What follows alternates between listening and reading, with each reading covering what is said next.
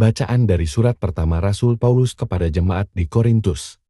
Saudara-saudara, janganlah ada orang yang menipu dirinya sendiri. Jika di antara kalian ada yang menyangka dirinya berhikmat menurut penilaian dunia ini, hendaknya ia menjadi bodoh untuk menjadi berhikmat, sebab hikmat dunia ini adalah kebodohan bagi Allah. Sebab ada tertulis, Allah menangkap orang berhikmat dalam kecerdikannya sendiri, dan di tempat lain, Tuhan tahu rancangan-rancangan orang berhikmat, sungguh semuanya sia-sia belaka.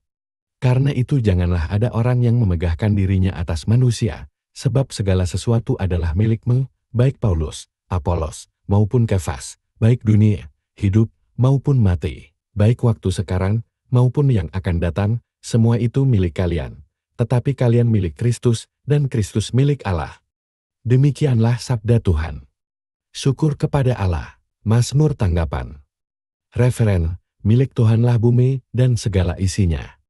Milik Tuhanlah bumi dan segala isinya, jagat dan semua yang diam di dalamnya, sebab Dialah yang mendasarkan bumi di atas lautan dan menegakkannya di atas sungai-sungai. Referen, milik Tuhanlah bumi dan segala isinya. Siapakah yang boleh naik ke gunung Tuhan? Siapakah yang boleh berdiri di tempatnya yang kudus?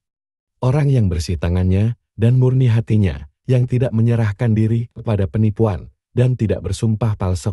Referen, milik Tuhanlah bumi dan segala isinya. Dialah yang akan menerima berkat dari Tuhan, dan keadilan dari Allah, penyelamatnya. Itulah angkatan orang-orang yang mencari Tuhan, yang mencari wajah-Mu, ya Allah Yakub.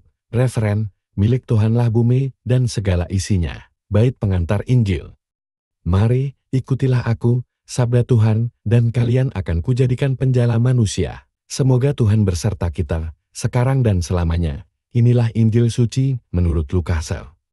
Pada suatu ketika Yesus berdiri di pantai Danau Genesaret. Orang banyak mengerumuni, dia hendak mendengarkan sabda Allah. Yesus melihat dua perahu di tepi pantai. Nelayan-nelayannya telah turun dan sedang membasuh jalannya. Ia naik ke dalam salah satu perahu itu, yaitu perahu Simon. Dan menyuruh dia supaya menolakkan perahu itu sedikit jauh dari pantai. Lalu Yesus duduk dan mengajar orang banyak dari atas perahu. Setelah berbicara, ia berkata kepada Simon, "Bertolaklah ke tempat yang dalam dan tebarkanlah jalamu untuk menangkap ikan."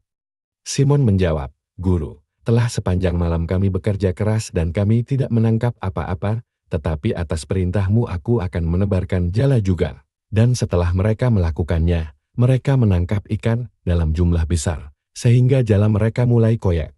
Lalu mereka memberi isyarat kepada teman-temannya di perahu yang lain, supaya mereka datang membantu. Maka mereka itu datang.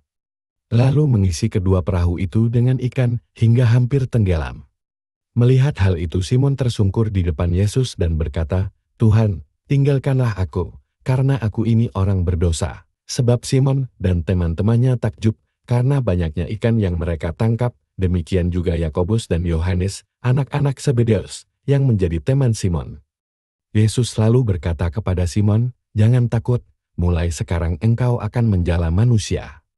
Dan sesudah mereka menghela perahu-perahunya ke darat, mereka pun meninggalkan segala sesuatu, lalu mengikuti Yesus. Demikianlah sabda Tuhan.